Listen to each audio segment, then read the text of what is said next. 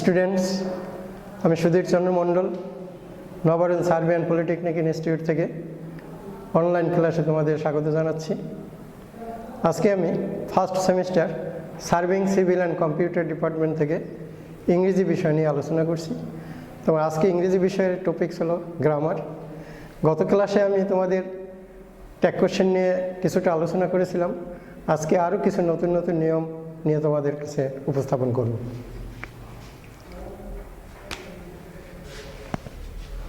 Number 1, somebody built the castle। এখানে যেহেতু somebody আছে, somebody থাকলে প্রোনাউন হবে দে।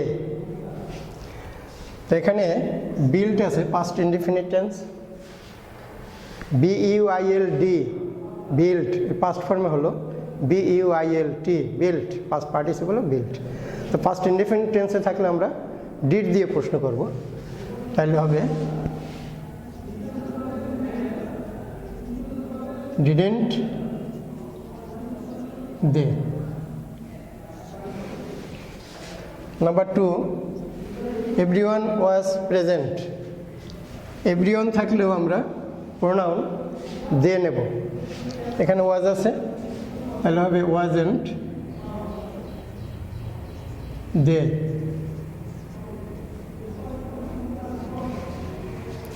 Number 3, nobody has been found guilty। এখানে nobody আছে নেগেটিভ, সেন্টেন্স হবে অ্যাফার্মেটিভ। এখানে হ্যাজ দ্বারা প্রশ্ন হবে হ্যাজ হি, হ্যাজ দে, হি না, হ্যাজ দে। যেহেতু nobody আছে, nobodyর পরিবর্তে দে হবে, হ্যাজ দে।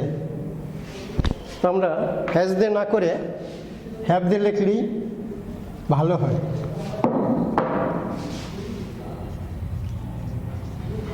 হ্যাভ দে, বইতে যদিও has they oblique have they করা আছে, তো আমরা হ্যাভ দে দিয়েই করি। দের সাথে সাধারণত হ্যাভ বসে। নোবডি ওয়াজ দেয়ার, এটা নেগেটিভ আছে, অ্যাফার্মেটিভ হবে ওয়াজ দে। ওয়ার দে, ওয়াজ না, ওয়াজের পরিবর্তে হবে war.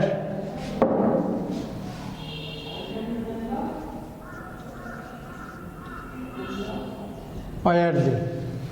Somebody wanted a drink. এখানে ওয়ান্টেড আছে, পাস্ট ইনডেফিনিট, ডিড দিয়ে প্রশ্ন হবে ডিডেন্ট। যেহেতু সেন্টেন্সটা অ্যাফার্মেটিভ আছে, সামবডি ওয়ান্টেড এ ড্রিঙ্ক, সেন্টেন্সটা অ্যাফার্মেটিভ, আমার নেগেটিভ করতে হবে, তো didn't they. Nobody believes a liar. Nobody আছে নেগেটিভ, আর অ্যাফার্মেটিভ করতে হবে, তো এখানে বিলিভস আছে, বিলিভস এখানে দের সাথে হবে ডু, তাহলে ডু দে, যেহেতু প্রোনাউনটা ঠিক থাকবে। Number 7, somebody wanted to go to Iraq. এখানে ওয়ান্টেড আছে, তাহলে হবে ডিডেন্ট দে।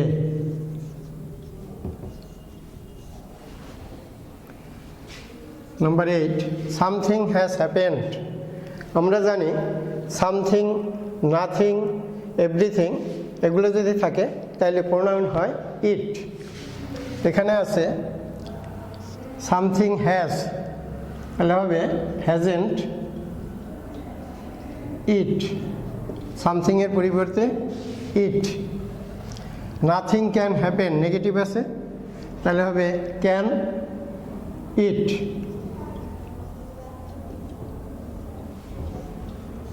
যেহেতু এখানে নাথিংয়ের পরিবর্তে হবে প্রোনাউন ইট, তাহলে আমরা নেব ক্যান ইট, এটা নেগেটিভ, আমার কোশ্চেন ট্যাগটা হবে অ্যাফার্মেটিভ।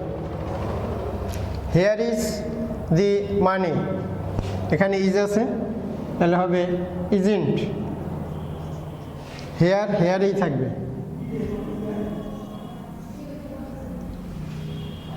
There's something wrong. এখানে দেয়ার্স আছে, তাহলে দেয়ারটা থাকবে, তাহলে হবে ইজেন্ট দেয়ার।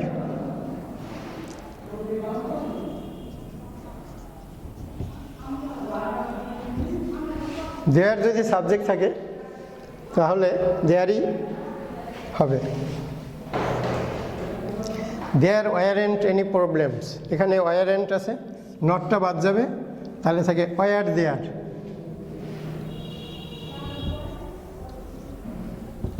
যেহেতু সেন্টেন্সটি নেগেটিভ, আমার কোশ্চেনটা আগে হবে অ্যাফার্মেটিভ, ওয়ার দেয়ার।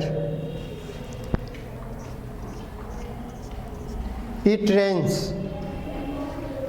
এখানে প্রেজেন্ট ইনডিফিনিটে আছে, তাহলে হবে doesn't it.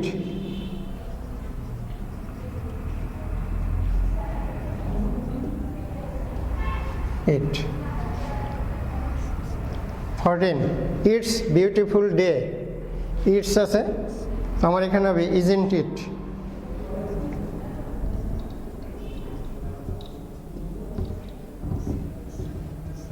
Isn't it?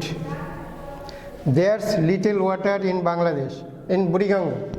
There's little water in Buriganga. এখানে একটা বিষয় আমাদের ভালোভাবে মনে রাখতে হবে, লিটল, হার্ডলি, রেয়ারলি এগুলো থাকলে নেগেটিভ ধরে অ্যাফার্মেটিভ করতে হবে। যেটা সবচেয়ে কম, ফিউ, লিটল, হার্ডলি এগুলো খুব কম, খুব কম বোঝাতে ওটা নেগেটিভের মধ্যেই ধরে অ্যাফার্মেটিভ করতে হবে, যদি ওখানে নট বা নেভার বা নো নেই।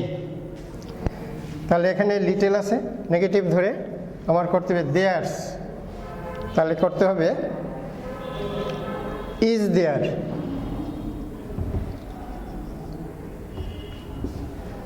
হার্ডলি আছে, এখানে লাভস আছে, তাহলে হবে নেগেটিভ ধরে অ্যাফার্মেটিভ করতে হবে does he.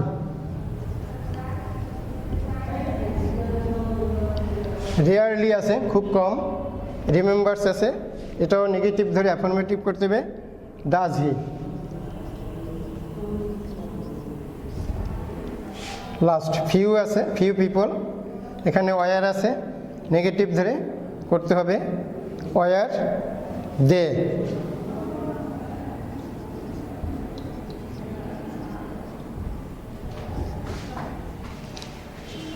Thank you students, আজকে এই পর্যন্তই।